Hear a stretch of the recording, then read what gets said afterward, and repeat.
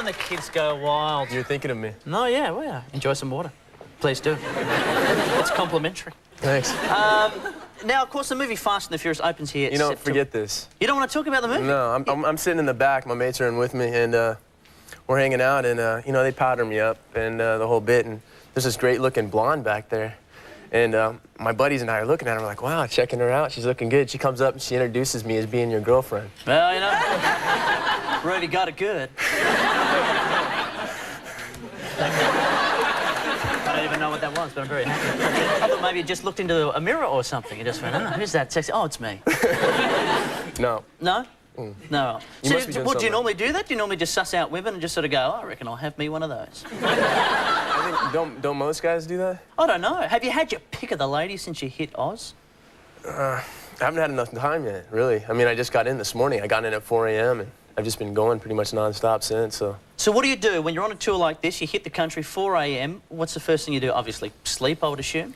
No, what I wanted to do is I wanted to go to Bell's Beach. But, you know, the weather was pretty miserable, and they said there wasn't enough time in the schedule, so I just, you know, I shopped a bit. I bought some jerseys and some rugby jerseys and some Converse, because those are hard to find back home, believe it or not. The old school Chuck Taylor Converse, so. What, with the white toes, you mean? The ones with the white toes? Yeah, you know, the original basketball shoes. Yeah. So I got some of those. So why do you have to come all the way here to get them? Do they not sell them overseas? What's going on with your country? No, they do. They're hard to find. We were driving by and I saw them in the window, so I told the driver, I'm like, hey, you got to pull over. I got to get some of those right now. And he looked at me like I was a bit crazy, but yeah, I ended up walking out of there with like 6 pair. Now, is part of that because you come here and your American dollar is worth a gazillion of our Australian dollars? Do you just buy up everything? Yeah, that makes it nice. Yeah? That makes it nice. A friend of mine jokingly said, well, half jokingly anyways, he said, you know what, you could just pack your bags right now and move to Australia and live like a king the rest of your life and never have to work. And it's rather tempting, actually.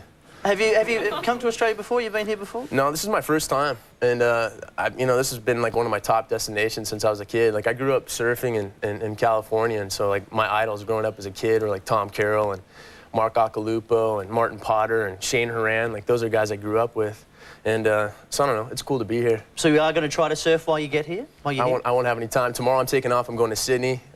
We have the Australian premiere is going to be there tomorrow night. I think it's tomorrow night. Don't quote me on that. And, he's going to chin up and just go, oh, man, nothing's on. Exactly. But, you know, that's just that's part of it. It's a bit of a tease, actually, coming in and doing this. But, you know, the travel's, it's awesome. They're flying me first class. I'm staying in great hotels. And, you know, I get to map it out and kind of pinpoint the places I want to come back and visit later. So. Very nice. So is it cool being the big-name star who's coming into town to sell a movie? Yeah, it feels good. Don't you deny it, sunshine.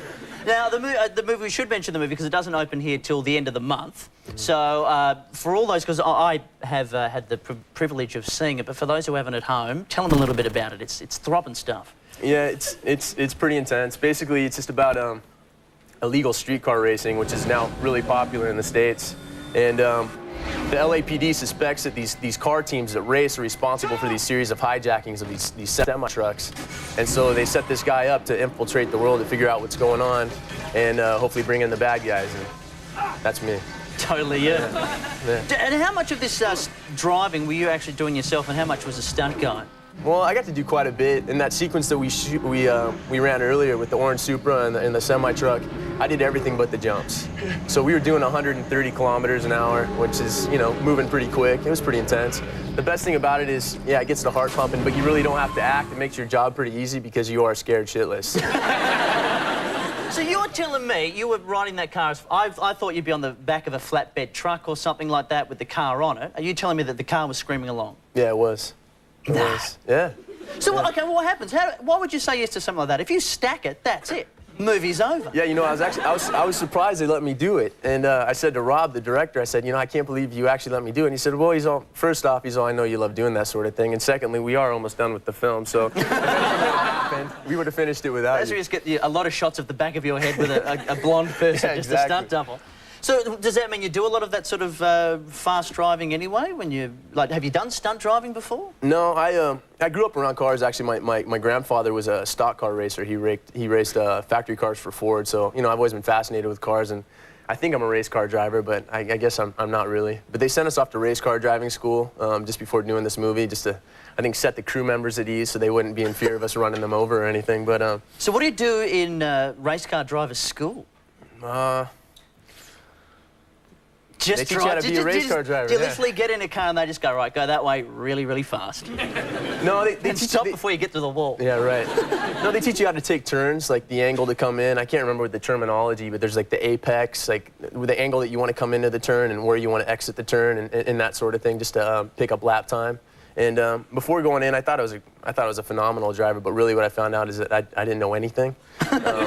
So race car driving, it was a good experience. It was really cool. So now when you're back on the normal suburban human streets, do you still just drive like a maniac to show off to your friends? Yeah, you got to. Of course. It's only natural. Well, thanks very much for coming in. The Fast and the Furious opens September 20. Paul Walker, everybody!